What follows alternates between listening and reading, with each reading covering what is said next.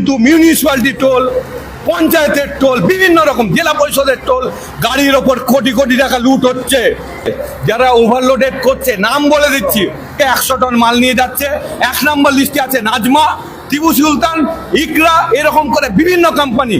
তাদের গাড়ি প্রশাসন আটকাচ্ছে, কিন্তু তাদের এত পাওয়ার, তাদের ওপর লেভেল এত পাওয়ার, তাদের গাড়ি রাতের অন্ধকারে বেরিয়ে যাচ্ছে, রাস্তাঘাট ভেঙে চুরমাচুর হয়ে যাচ্ছে। আজ তিলপাড়া ভেঙেছে, কালকে অন্য জায়গা ভাঙবে, ভেঙে চুরমাচুর করে দিচ্ছে 100 টন 90 টনের গাড়িগুলি। আমরা বীরভূম জেলার ট্রাক মালিকরা, শুধু বীরভূম জেলার ট্রাক মালিক না, সারা পশ্চিমবাংলার ট্রাক মালিকরা যেভাবে ট্রাক মালিকদের উপর অত্যাচার চলছে, আমরা কিন্তু আমাদের শেষ অবস্থা, দেওয়ালে পিঠ থেকে গেছে। তার প্রতিবাদ জানিয়ে রাজ্য সংগঠন federation of West Bengal truck operator অ্যাসোসিয়েশনের ডাকে, বীরভূম জেলা ট্রাক অ্যান্ড টিপার ওয়েলফেয়ার অ্যাসোসিয়েশনের সহযোগিতায় আজকে আমরা একটা ট্রাক মালিকদের সম্মেলন করেছি। আমাদের যে মেন গত 17ই সেপ্টেম্বর বিশ্বকর্মা পুজোর দিনে আমাদের যে নো এন্ট্রি, আমাদের সারা পশ্চিমবাংলায় জুড়ে যে ট্রাক মালিকরা ক্ষতিগ্রস্ত হচ্ছে, সেই নো এন্ট্রির আমাদের অ্যাপিল করা হয়েছিল।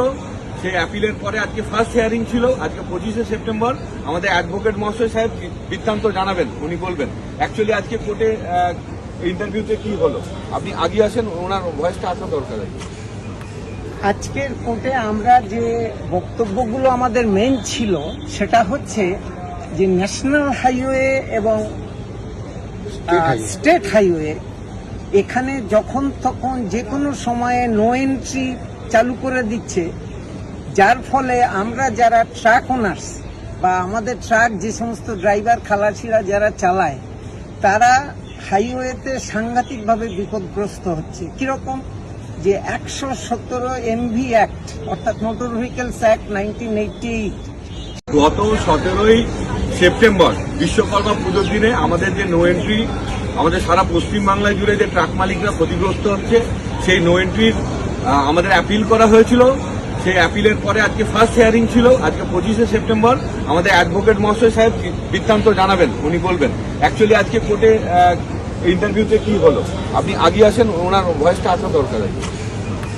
আজকের কোর্টে আমরা যে বক্তব্যগুলো আমাদের মেন ছিল, সেটা হচ্ছে যে ন্যাশনাল হাইওয়ে এবং স্টেট হাইওয়ে, এখানে যখন তখন যে কোনো সময়ে নো এন্ট্রি চালু করে দিচ্ছে, যার ফলে আমরা যারা ট্রাক ওনার্স বা আমাদের ট্রাক যে সমস্ত ড্রাইভার খালাসিরা যারা চালায়, তারা হাইওয়েতে সাংঘাতিকভাবে বিপদগ্রস্ত হচ্ছে। কিরকম?